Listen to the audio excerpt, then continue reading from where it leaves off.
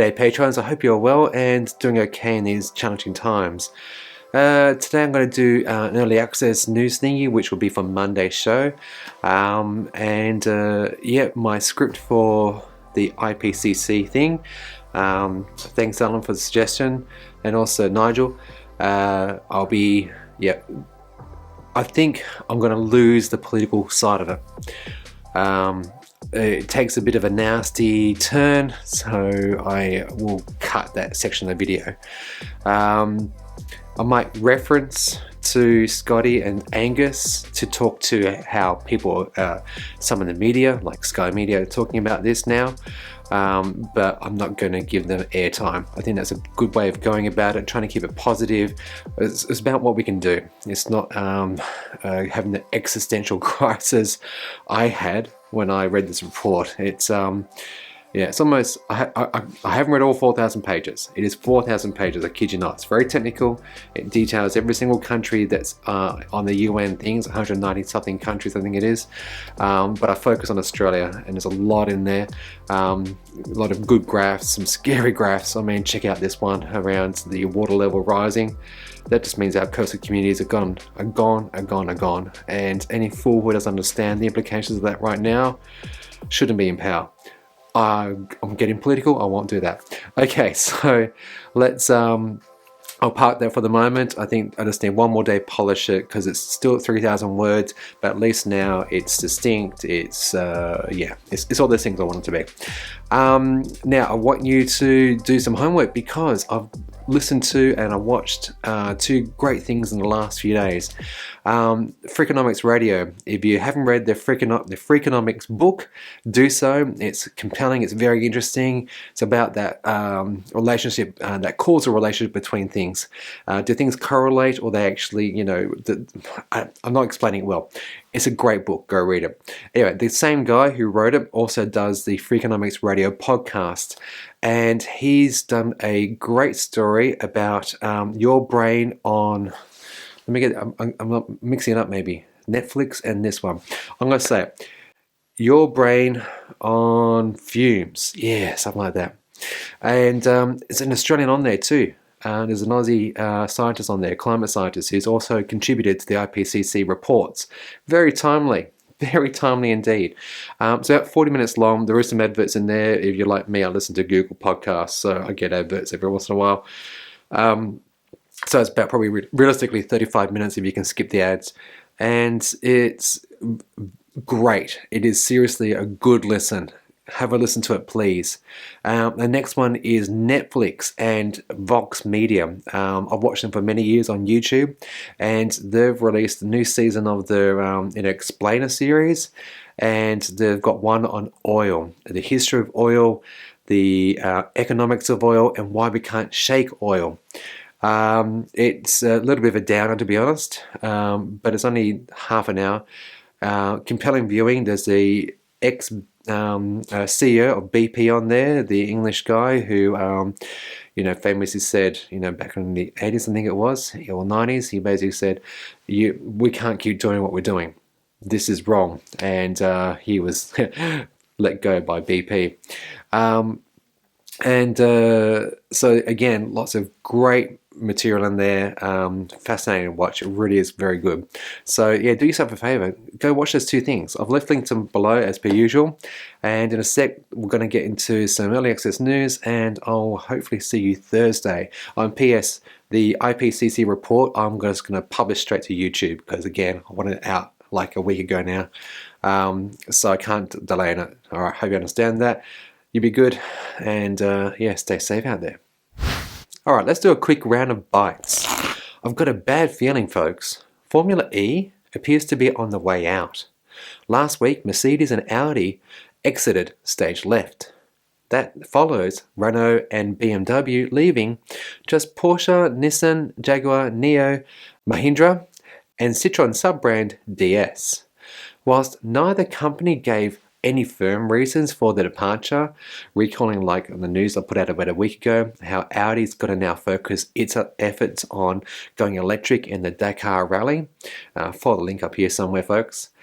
I think it's concerning that the electric version of Formula One isn't doing so well. They were only founded like in 2011, and the first race was in Beijing in 2014. And attendance figures were very low at the start, improved, and then we had the pandemic. And I just think that the business model emulating what Formula One is now isn't right because, well, let's face it, Formula One, if you know its history, started out very much as a grassroots thing and then very quickly built up to the gargantuan media, expensive, all that sort of stuff that goes with it. So again, I still would like just to see Formula One convert to electric, rally, Indy, every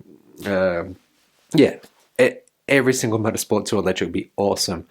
But this is, I think, a sad state of affairs. And when you're getting major European brands that people love, and the people who are very brand loyal, when they learn about their favorite brand departing this space, but still continue on with ICE cars in the Formula One, it's not a good look. And I do hope that Audi and Mercedes do come back to this Formula E, but I'm not holding out much hope for it.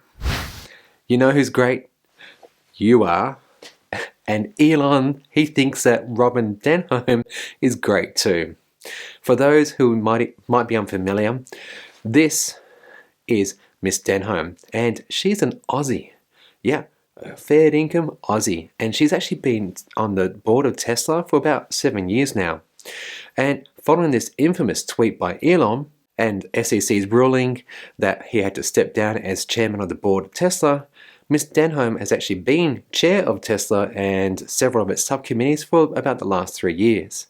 And it turns out that she's doing a great job. And we learned this last week in an SEC proxy filing that Tesla wants Robyn Denholm to continue as chair of its board of directors.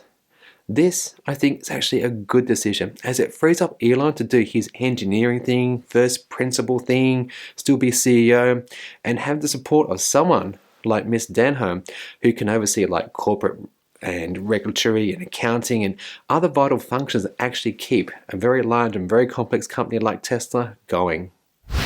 Western Australia will soon be home to the longest electric highway in Australia, with its government announcing 45 locations, 90 fast chargers and 45 additional backup chargers will be installed in this massive state. I mean, take a look at this map. It's impressive, and for my international viewers, look, I'll plonk Germany, France and the UK on it, just for comparison. Once complete, get this, by 2024. Yeah, the average distance between charging stations will be around about 160 kilometers. A tender for charging station is expected to go out to market by the end of this year, and I hope that those 45 or 90, whatever number you want to pick, will be out in this massive state of WA sooner than later. Last week, the citizens-owned Renewable Energy Network Australia, or CORENA as you may know them, achieved several major milestones. They surpassed more than $500,000 in donations, crowdfunded a total of $824,403 in interest-free loans to fund 43 projects around Australia. That means collectively they've launched 43 projects which would have a significant impact on emissions and get us towards that magical net zero carbon emissions.